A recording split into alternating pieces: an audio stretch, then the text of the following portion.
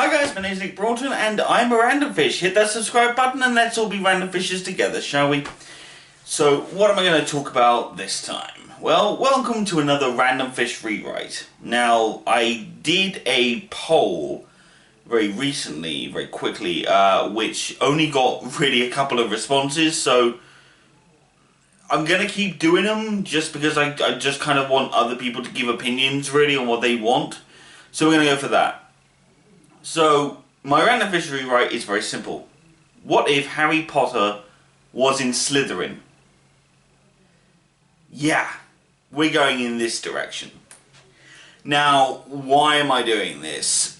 Well, two reasons really. The first being, while I'm not as avid a Harry Potter fan as I am a Star Wars fan or even a Marvel or DC fan, I am still a fan of the show, of the films. The show? It's not really a show, although it feels like it is. Sometimes. I am a fan of the movies, I am a fan of the books, and I'm a fan of the world. I was introduced to Harry Potter in 2001. Around the time that the first film came out is when I was reading the first and second books. It really got into it. I really got into it, and I really enjoyed listening to the audiobooks as well. I had them on CD for years.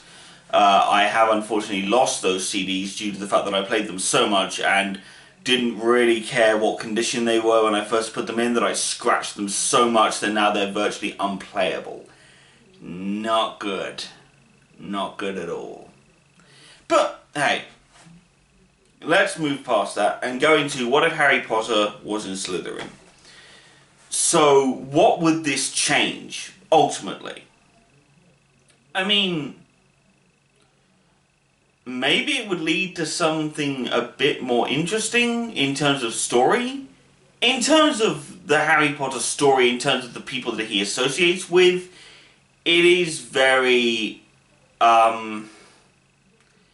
predictable, I guess is the best way to put it. Now, I'm not saying this because I'm some kind of random literary snob where I can predict these things and oh dear, you silly writers, when will you learn?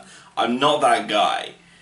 But I am the guy that sits there and says, they talk about how Gryffindor was great, they talk about how Slytherin mostly produced bad wizards that either resulted in Voldemort or his Death-Eating followers. You kind of see where it's going, and you see that Harry is not going to end up with the group of bad people.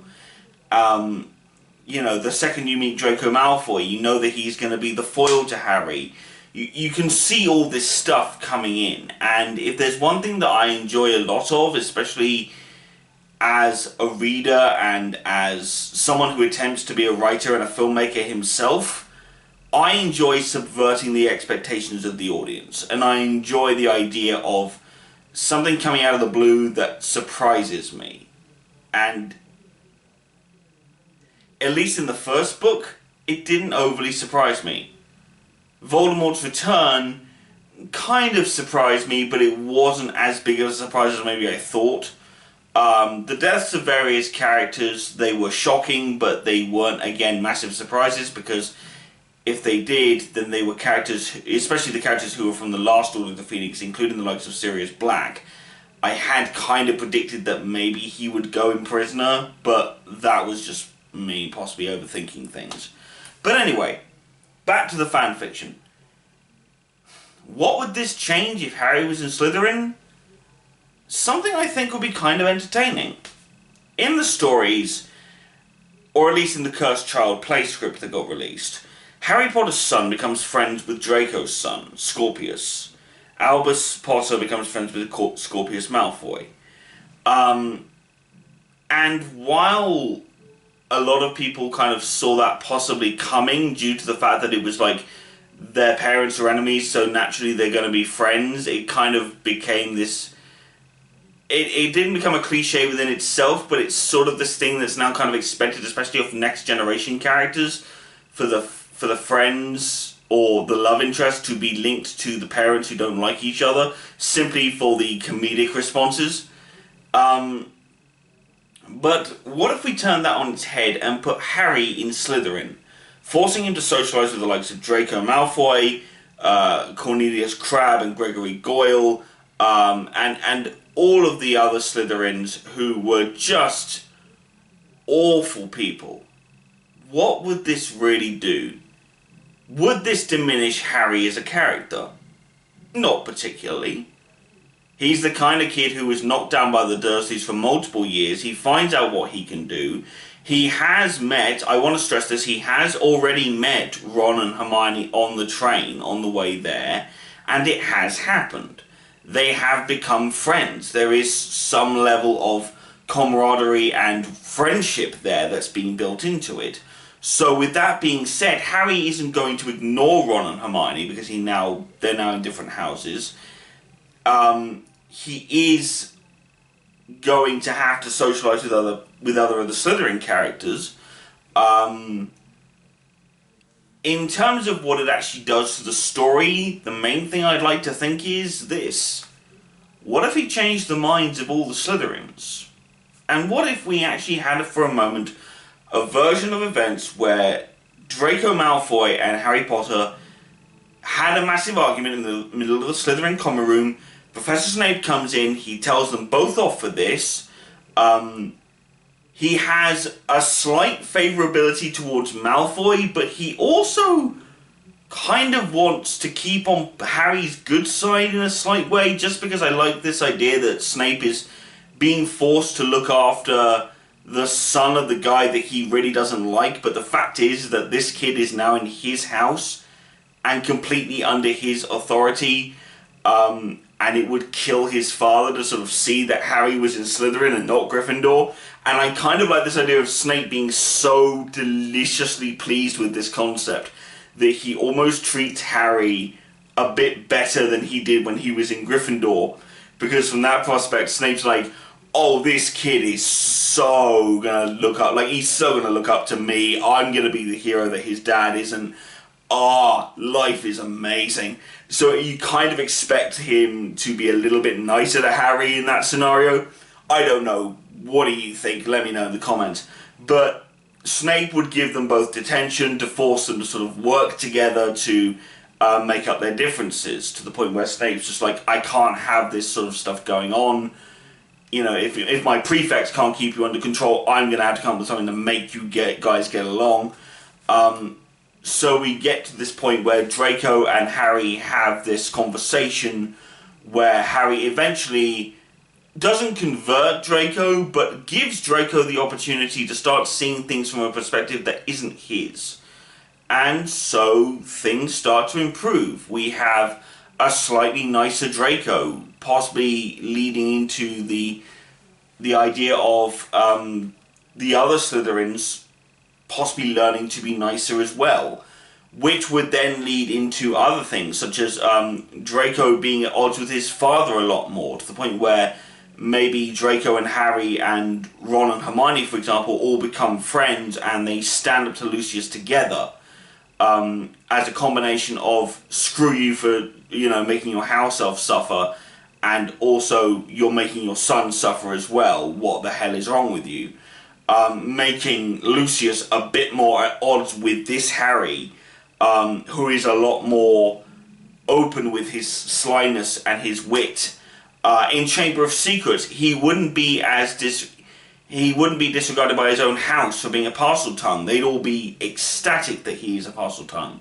But they'd all see it as a form of a joke. They wouldn't see it as killing off all the Mudbloods all the time. I honestly believe that when Draco says, you'll be next Mudbloods, he is saying it from that perspective, but he's also saying it from a bully perspective. He's saying it as a joke.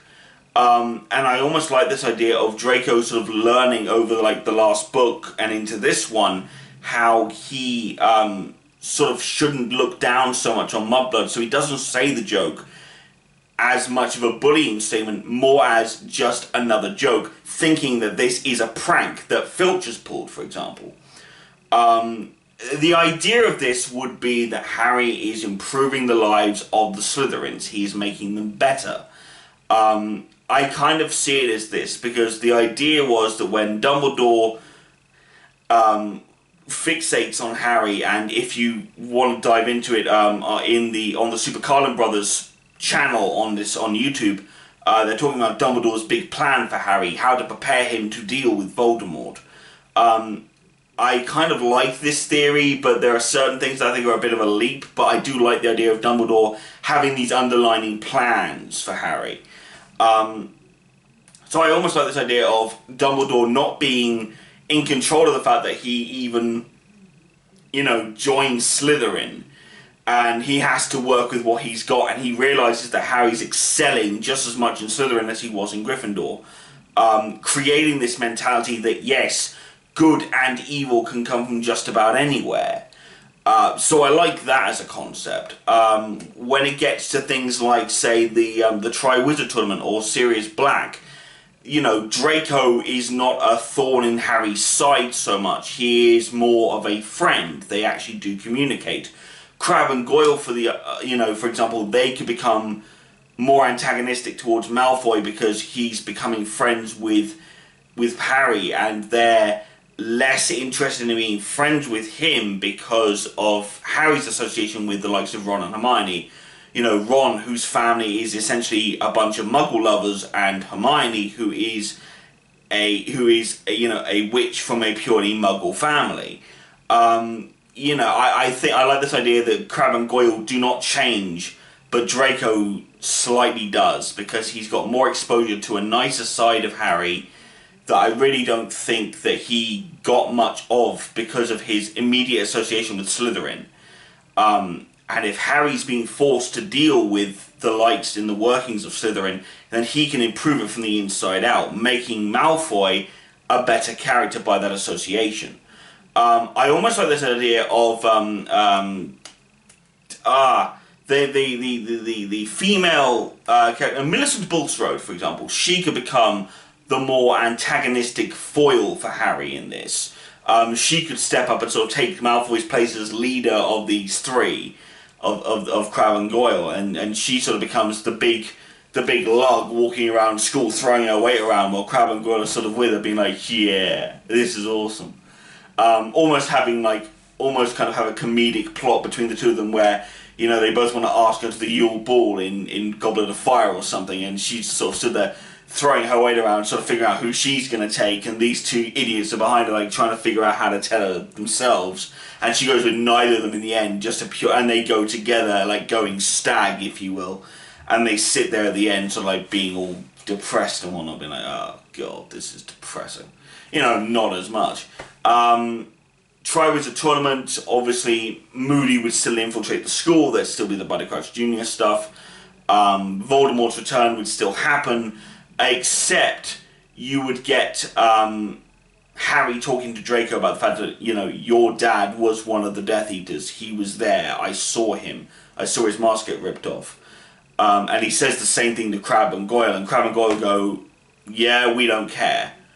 Voldemort is the better choice. He's a good, he's a better wizard, blah, blah, blah. We're ready to follow him anywhere, all this sort of stuff. And Draco he doesn't disbelieve Harry, obviously, because he knows what his father's like, but almost having him sit down and be like, oh god, how am I going to face him? How am I going to deal with this? Because he's my father and I love him, but at the same time, if this is a more improved Draco with a much more decent story, a much more tolerable version of Malfoy, he is not going to be as happy with his daddy being a Death Eater. That kind of mentality. Order of the Phoenix, Umbridge still gets involved, but again, Malfoy not involved in trying to round up the Order of the Phoenix. In fact, he joins the Order of the Phoenix. Almost have him plotting with Ron and Hermione, trying to get that, getting them on board to making sure Harry runs things. I do want to stress that Ron and Hermione are still involved, but they've got Draco on their side. He's helping them move things along. For example, you could have a version of events where going backwards a bit to Prisoner of Azkaban, when they end up in the Shrieking Shack and they're doing that plot exposition dump that they do within the last 5 to 6 chapters or something. where they do that big expositional dump, have Malfoy almost be having a cutaway moment to Malfoy trying to help or trying to stop Snape from getting to the Whomping Willow, because he knows that there's something going on in there and he doesn't want Snape to catch the others or expel Harry in any way, shape or form. Or, you know, going back to the Goblet of Fire, when Harry and Ron had their falling out, have Draco legitimately also be the one to pass messages back and forth, and have him and Hermione almost come together and be like, what are we going to do? How are we going to stop this mentality? As the books progress, we get more and more into the whole mudblood versus pureblood mentality, blah, blah, blah, blah. We have a bit of tenseness between, for example, Draco and Ron, where they end up having this slight argument of Draco being like, not all of us are bad, you know, just because I come from this family doesn't mean that I'm like this, and Ron being like, you know, if Harry hadn't been a part of your house, we would be at war, we would be at odds with each other. I don't really think you're an overly nice guy still. You know, I don't really know what I'm going to do, and all this sort of thing. And the two of them are not quite arguing, but at slight odds with each other, because they don't really know how they can sort of help each other dealing with these problems. You know, you could almost have a version of events where after Snape ends Harry's lessons, where he's trying to prevent Voldemort from entering his mind, almost have Draco stand up for Harry, have him be like, Professor, you do understand that, you know, this is the problem, like, this is what we're dealing with here. And Snape goes, I know, I just don't care. If he's going to screw around with this, I don't want to be teaching him. Screw you, get out. You know, and then, you know, again, the books progress and everything else. The Ginny subplot, I would like it if it started slightly earlier, with the two of them actually being able to actually having communicated a lot more. For example, with Ginny being a part of the Gryffindor Quidditch team at that point, Harry at that point would not be on the Gryffindor Quidditch team, he'd be on the Slytherin Quidditch ball team. I almost like this idea of when they do win, for example, when they do win the cup or whatever, or if they do win the House Cup and the Slytherins are all cheering and they're all happy, Harry sort of does this unthinkable thing where he stands up and walks over to the Gryffindor table and shakes their hands. Because, you know, Dumbledore still gives points to Ron and Hermione for helping out with the Philosopher's Stone, but he also gives Draco and Harry points from Slytherin, so the two of them do end up, like, closer, but Slytherin still wins. And almost like this idea of Harry sort of getting up and urging Draco to get up, and the two of them legitimately, you know, shaking hands with Ron and Hermione being like, that was great, thanks for helping us. And this idea of unity being presented across the whole franchise, this idea that Harry is bringing the two most at odds houses together for that reason. I like that concept. Eventually, by the time you get to the final parts of the books with the Horcruxes and everything else, I like this idea that it's still Harry, Ron, and Hermione going out and looking for the Horcruxes in book 7, but Draco is back at the school. He's still in Snape's good books for that reason. The Death Eaters are less inclined to go after him, because I almost like this idea that because of Lucius, they feel less inclined to torture Draco for that reason. And I like this idea that Draco is the one who's actually helping Neville run the underground version of Dumbledore's army for that reason, because then it's him, Neville, and Ginny all running it together.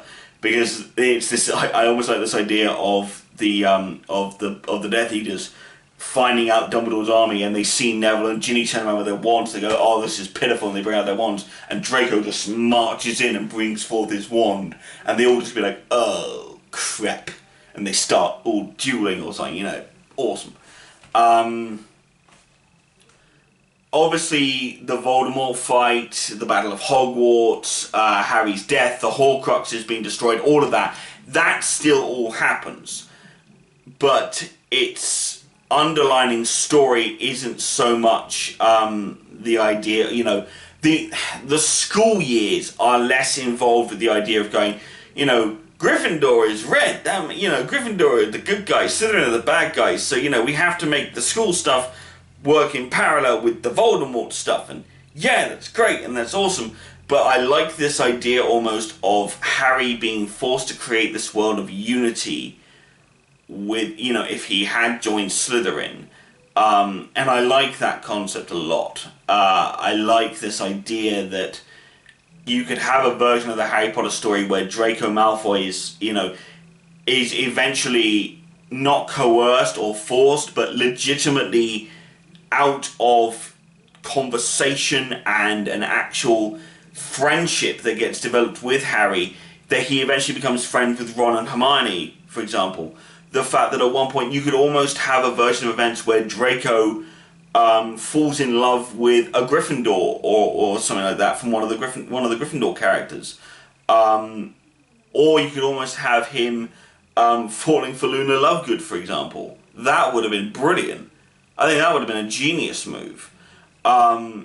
Just this idea that Draco is a character that should have had a much more redeeming arc than what he really got. He did get a redemption arc, don't get me wrong, but it all felt very rushed, and I like this idea of this kid being forced to start committing true evil, despite the fact that he's been, you know, perpetrating lesser, more childish evils in his school days, being forced to live in like this adult world where he has to commit real evil acts. That's cool of the films and the books, and that's fine. That's the canon, and I don't mind that. But in my head, I like this idea of Harry Potter, the chosen one, the boy who lived, all of this stuff. This kid whose life has been built up in the wizarding world and has no idea how it actually works. And he ends up with the group of people that everyone says is the bad group. And he completely turns a group of them around. He makes a whole bunch of them better people just by his existence. Now, I'm not saying that he would make every Slytherin good, because, like I said before, I like this idea that Crabbe and Goyle do not follow Draco in this, that they become the, you know, more close to the antagonistic stuff than Malfoy was. You know, Malfoy goes off and does the Harry Potter stuff and, like, you know, becomes a quote-unquote good guy. But Crabbe and Goyle stay the bullies, they stay the thugs, and they don't change. That's cool. You know, so that's just an idea that I had flowing around in my head. In terms of actually rewriting the whole thing, there's too many books, there's too much stuff in the books, too much stuff to figure out. There's just a whole bunch of stuff that I sort of threw in on my head, sort of side to side, figuring out what it would be like if Harry Potter was in Slytherin instead of Gryffindor. Now, I chose Slytherin because obviously it's the complete opposite house, but I myself am not a Slytherin. I am a Hufflepuff. You definitely can't tell from the attire that I'm wearing, because I'm wearing red, but I don't care. Primarily because I don't have anything yellow really to wear. At least nothing that I can think of that ultimately, you know, nothing that's in my immediate vicinity that makes me look good. So honestly, yeah, you know, I am a Hufflepuff, but I couldn't write if Harry Potter was a Hufflepuff. I'm sorry, that just wouldn't have worked for me. The only book that would have helped him in any case of being a Hufflepuff more than a Slytherin would have been in during the Triwizard Tournament when Cedric Diggory was there. Simply for no other reason than to not have Hufflepuff completely attempt to destroy him. Because they'd have already become friends at that point. I figured him becoming Slytherin was the biggest difference you could make in that story. And honestly, I like what I looked at when I saw it. I liked the ideas that I could think of. So with that being said, what house are you guys in Harry Potter? What other stuff would you like me to Randomfish rewrite? What other questions would you like answered, perhaps? You know, do you think there's any changes to other films that you think could be quite cool? Let's see what happens, and I'm gonna keep doing this because this is fun for me. If nothing else, it also means that I get to, you know, stretch my brain a little and actually, you know, use my imagination a tad when it comes to this sort of stuff. I like this idea. I like this concept. But anyway, with that being said, like I said, what house are you in? Leave it in the comments. Like, subscribe, ring that notification bell so you always see when my videos are coming up. Although it's not like it's that difficult. I kind of just pop up whenever I can, you know. But with that being said, stay safe, wash your hands, Randomfish out.